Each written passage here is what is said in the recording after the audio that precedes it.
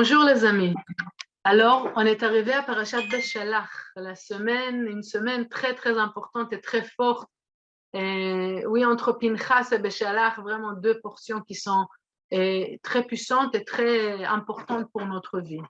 Donc, je voudrais commencer avec la question, est-ce que vous avez expérimenté dans votre vie un moment qui est sans solution? Comme vous êtes en face de la mer ou en face d'un mur, vous ne savez pas comment s'en sortir de cette situation. J'imagine qu'on arrive à ces moments-là des fois dans notre vie. Et dans cette portion-là, on a les Israélites qui sortent de l'Égypte et ils sont en face de la mer et ils ne savent pas quoi faire.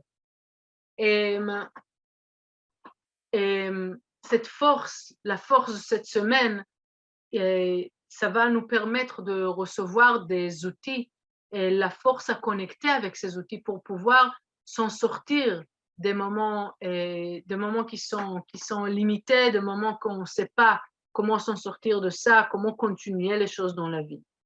On va commencer avec le fait que les Israélites, quand ils sont face à cette situation, la première chose qu'ils font, comme nous tous, quand on passe des moments difficiles dans la vie, ils sont en train de crier vers Dieu. Qu'est-ce que tu fais? Comment on va s'en sortir? Aide-nous, non? Nous tous, on lève les yeux aux cieux pour demander de l'aide. Mais en ce moment-là, la grande phrase de la semaine, c'est Matitza Kela, et la phrase du Rav. Qu'est-ce que tu veux de moi? Vous avez tous les outils, allez, vas-y. Et ici, en face, le Créateur, il nous dit, il n'y a pas besoin de la prière ici. Ça ne suffit pas, ça ne sert à rien de prier ici. Vous avez besoin de quelque chose beaucoup plus haut, beaucoup plus important. C'est la connexion divine. La connexion avec le système vraiment du miracle. Comment on peut faire ça? Qu'est-ce que ça veut dire que dans cette semaine, vraiment, on relie avec ce système qui s'appelle Atika? Oui, de quelle manière, qu'est-ce que ça veut dire qu'on va relier avec ce système-là? Et comment ça se fait que les Israélites, vraiment, après qu'ils sont été en Égypte, ils sont été vraiment submergés dans la négativité, 49 degrés de négativité quand 50 c'est le maximum. C'est vraiment encore 1 degré de négativité et ils ont été complètement négatifs. Il y a une semaine, vous étiez là-bas et maintenant vous êtes en face d'un miracle. Qu'est-ce qu'ils ont fait pour pouvoir se permettre un miracle pareil? Vraiment un miracle pour des générations. Donc tout ça, on va baser bien sûr toutes les choses que je vous raconte maintenant, c'est basé sur une classe de Michael Berg sur la portion Beshalach à 2022, l'année dernière. Et l'étude elle est basée sur une partie qui est écrite dans le Sefer Yetzira, le livre de formation, et le Sefer Yetzira, le livre d'Abraham, dans lequel il explique qu'il y a 3 catégories qui n'ont pas existé dans le monde avant que le monde qui était créé, et c'était vraiment créé de rien. Et ces trois catégories, ils sont arrivés de rien. Ok, il n'y avait pas ça avant. Et donc il s'appelle comme ça le monde, Olam, qui c'est l'espace, et le temps, qui c'est Shana, qui c'est comment on regarde le temps, et Nefesh, qui est l'âme ou les êtres humains. Et d'abord, il faut savoir que la raison pour laquelle on ne peut pas sauter d'un niveau à un autre comme ça, vraiment sauter, oui, il faut passer un processus basé un pas après un autre dans notre vie. On ne peut pas tout simplement sauter des étapes pour être proche de la lumière tout d'un coup. Pourquoi? Parce qu'on vit dans un monde limité, dans un monde d'espace, de temps et de processus. Et comment on arrivera à surmonter ça comme ils ont fait les Israélites? On commence avec le monde ou l'espace, le monde dans la manière qu'il existe Olam keminago noheg, ça veut dire que le monde, il a sa réalité physique. Et les choses, ils sont normales. Les cinq sens, la logique, elle nous dit qu'il y a un espace, il y a certains espaces dans lesquels on vit, il y a certains kilomètres entre des endroits différents. Il faut acheter un billet pour arriver en Israël. OK? Donc, il y a un espace et voir et avoir cette logique aussi qu'on a, ça nous limite. On a un espace, on voit l'espace et ça crée une limitation dans notre croyance, dans notre compréhension. Parallèle à ça, il y a un monde, il y a Makom, il y a un espace qui est un monde de bénédiction infinite. Okay? Que là-bas, il n'y a pas de limite, il n'y a pas d'espace précis. Okay? Donc, qu'est-ce qui s'est passé avec les Israélites? Que normalement, les gens vivent dans l'espace de la terre. La compréhension des Égyptiens, ils sont un peu comme ça, c'est normal. La réalité, c'est la terre. Donc, si je rentre dans la mer, je me noie. Par contre, les Israélites, on va comprendre pourquoi ils ont eu ce mérite tout à l'heure, mais les Israélites, ils ont sauté une étape à une autre dimension, à un point que quand ils ont passé dans la mer, c'est dit qu'ils ont marché sur la terre, c'était sec pour eux. Il y avait un autre monde dans la mer. Il y avait une réalité dans la mer pendant que les Israélites y marchent, qu'ils peuvent exister là-bas. Ils ont marché comme si tout va bien. Mais c'est la mer, c'est pas logique. Exactement. Il y a un espace parallèle, il y a un espace différent, il y a un espace les lois de cet espace, ils ne sont pas les mêmes comme l'espace, comme le monde naturel. Et c'est pour cela qu'ils ont pu passer dans la mer en avant vraiment une réalité normale, miraculeuse, mais pour eux, c'était normal. Et c'est la première force qu'on reçoit ce Shabbat, cette portion, cette semaine, de sauter une étape, d'être dans une autre dimension et de vivre une réalité miraculeuse. Le deuxième point, c'est le temps. Le temps normal, c'est le temps, il continue. Il continue une minute après une autre et ensuite, les choses avancent petit à petit. Des fois, ils changent, des fois, et ça change un peu, des fois un peu plus. Mais les choses, plus ou moins, ils sont pareils.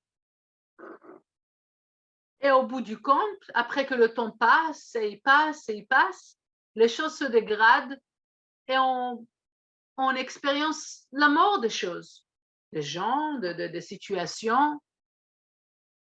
Par contre, il y a une autre manière de vivre le temps.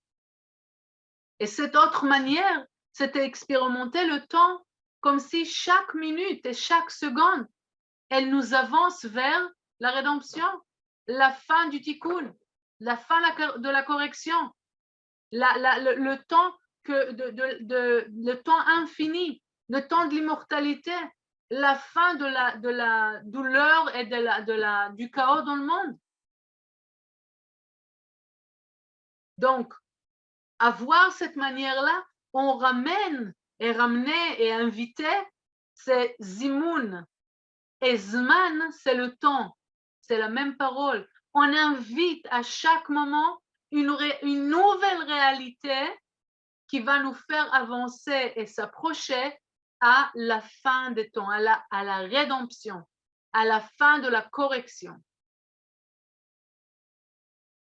Et encore une fois, ce Shabbat, on pourra sauter à cette dimension du temps qui nous avance vers la rédemption. Le troisième point, c'est Nefesh, se relier avec les êtres humains, effectivement, se relier avec notre travail, qu'il faut s'engager, on va recevoir la force pour pouvoir le faire, il faut s'engager à le faire. On sait très bien, on l'expérience chaque jour, qu'il y a une très grande différence entre qu'est-ce que la lumière elle veut nous donner, n'est-ce pas? L'infini de bénédictions et de protection et de tout. Mais de l'autre côté, on expérience beaucoup de fois le manque. On n'a pas ça et on n'a pas ça et ça doit avancer, ça c'est pas assez. Et on sait, à travers l'étude kabbalistique, qu'on peut avancer. Et ça veut dire qu'on peut recevoir à chaque fois de plus en plus. Parce que à travers la résistance et le partage, on peut faire grandir notre vase. Mais même si on travaille et il faut, et ça fait partie du chemin, du processus d'un côté, on pourra grandir un peu plus, mais de là, de un peu plus, de là à arriver à infini, un vase infini qui va pouvoir vraiment recevoir cette lumière infinie, comment on arrivera à le faire? C'est quoi le secret qui permet à faire cette jump, sauter de cette manière?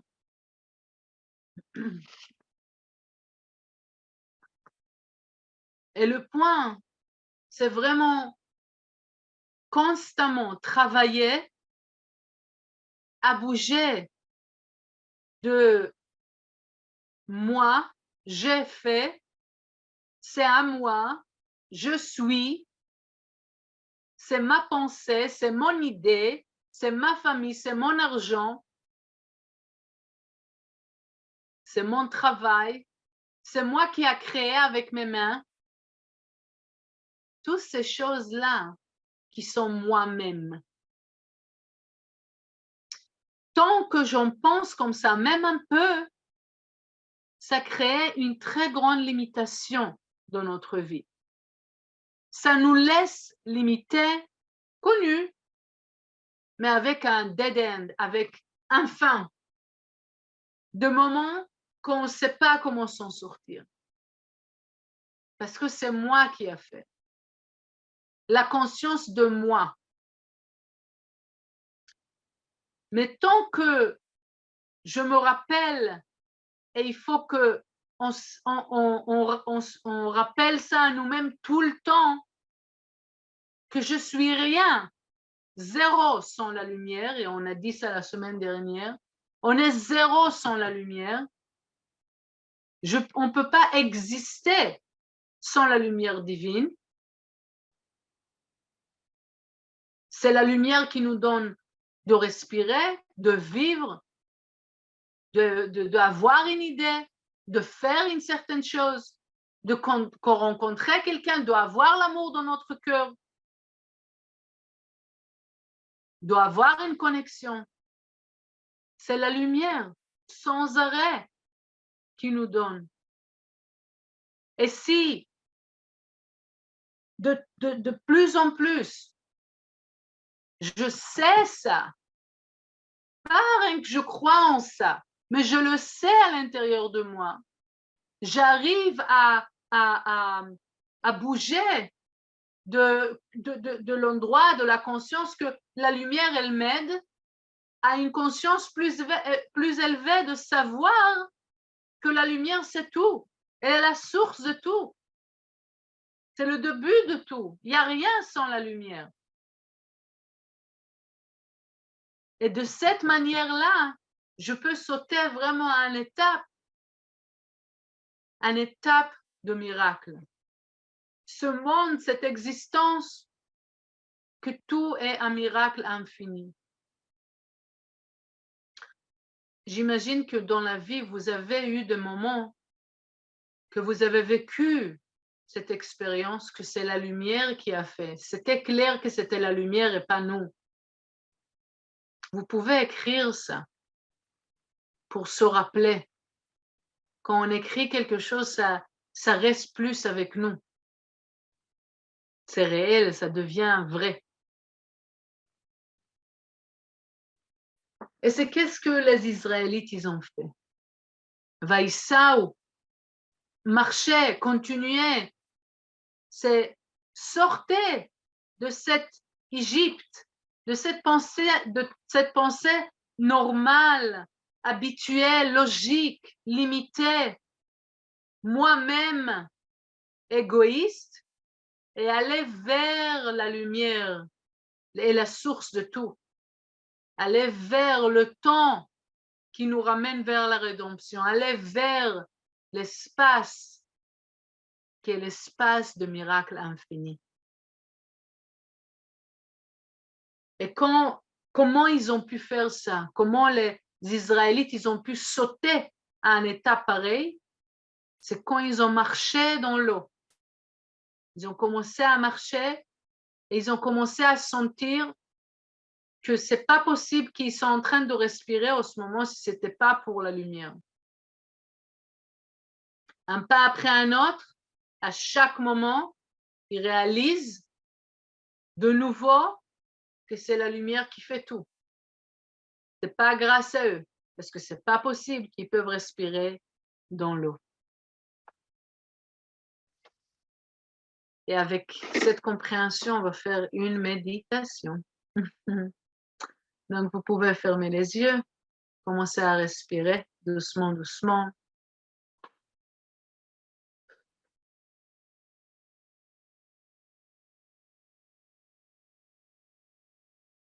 Encore une fois, une respiration profonde.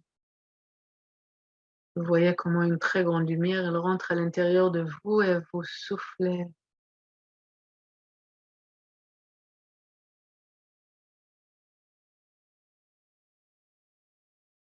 Vous allez vous trouver en face de la mer Rouge. Derrière vous, l'Égypte, la conscience limitée, la conscience que je peux pas.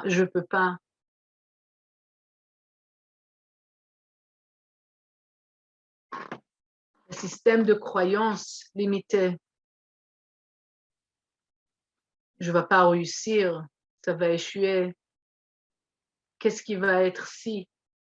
Qu'est-ce qui va se passer? La limitation, les pensées lourdes, les difficultés de la vie.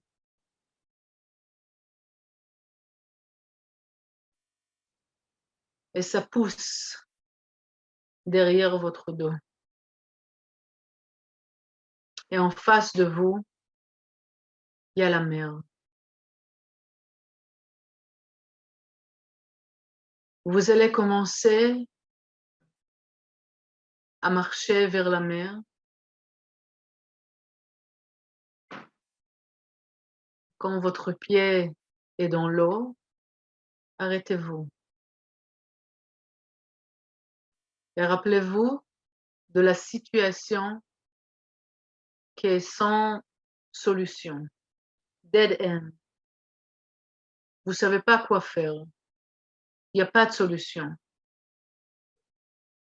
Vous ne savez pas comment s'en sortir.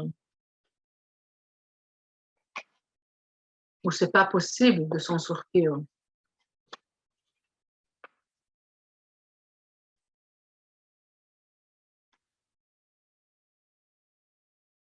Vous allez continuer à marcher dans l'eau. L'eau, elle arrive aux genoux,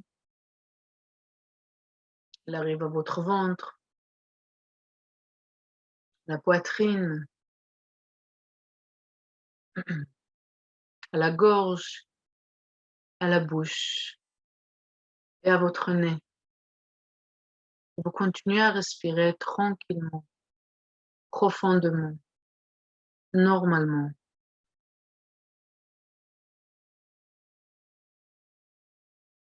Continuez à rentrer jusqu'à l'eau, elle couvre votre tête.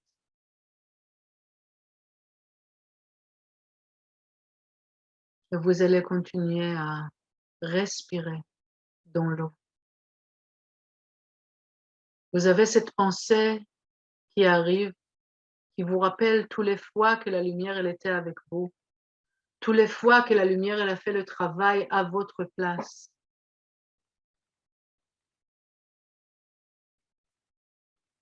Et vous sachiez sincèrement et fortement que tout est la lumière.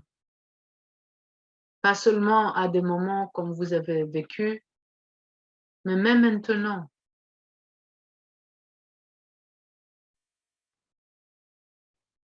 Vous ressentez, malgré la pression que vous avez, malgré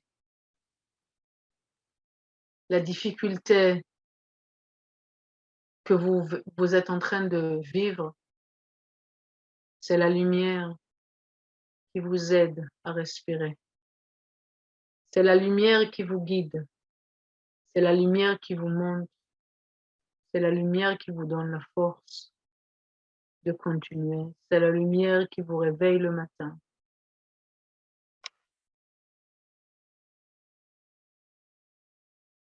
Sous la mer, vous arrivez à respirer. Et c'est la lumière infinie qui vous donne cette force.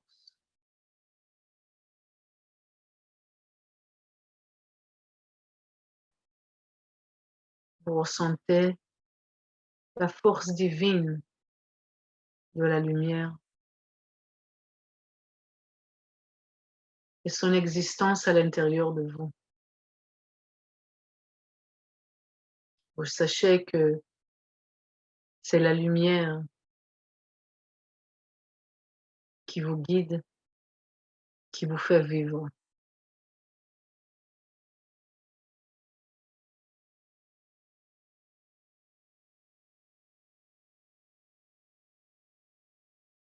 Et vous ressentez une très grande appréciation vers la lumière. Pas rien qu'une manière de dire, mais vraiment, sans ça, je suis rien.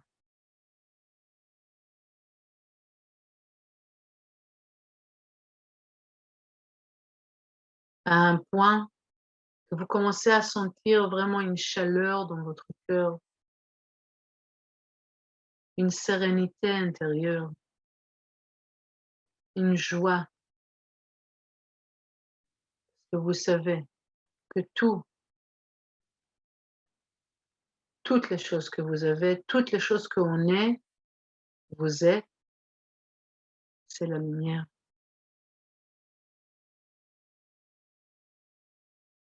Et je peux faire confiance à la lumière. De la même manière que je respire,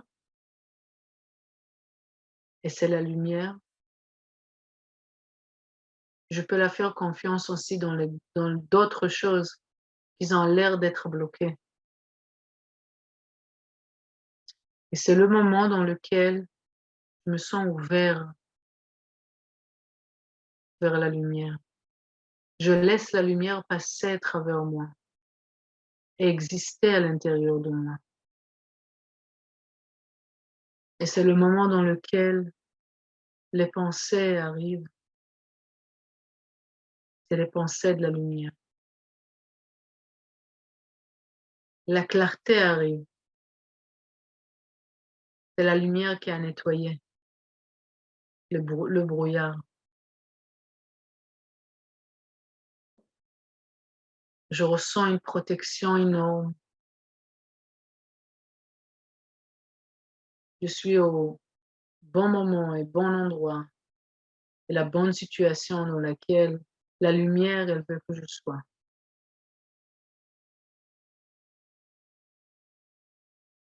En même temps, il y a quelque chose qui s'ouvre, une réalisation que la lumière, elle m'envoie, une compréhension que la lumière, elle me permet de comprendre.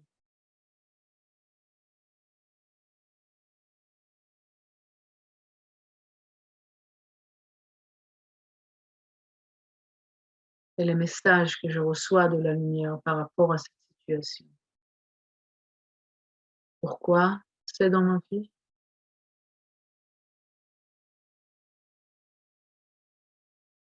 Et quelles sont les solutions possibles? Au moins le premier pas pour moi de prendre. Est-ce que la lumière, elle me montre?